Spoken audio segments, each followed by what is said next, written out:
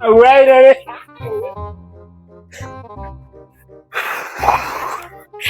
ዛሬ በእናትህ በቃ ዝም ብሎ መዞር ነው። በቃ ምንም ማድረግ አይቻልም። ኧረ በስመ አብ! ኧረ እነዚህ ልጅ ምንድን ነው? ቆይ ሁሌ ተቀምጣችሁ ምን ይሻላችኋል? አሁን ሁሌ ተቀምጣችሁ ኧረ ወይኔ ወይኔ ወይኔ ወይኔ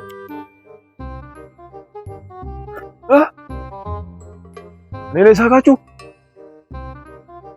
ኧረ ወይኔ እኔ አለመታወቅ ሳቃችሁ እኔ ላይ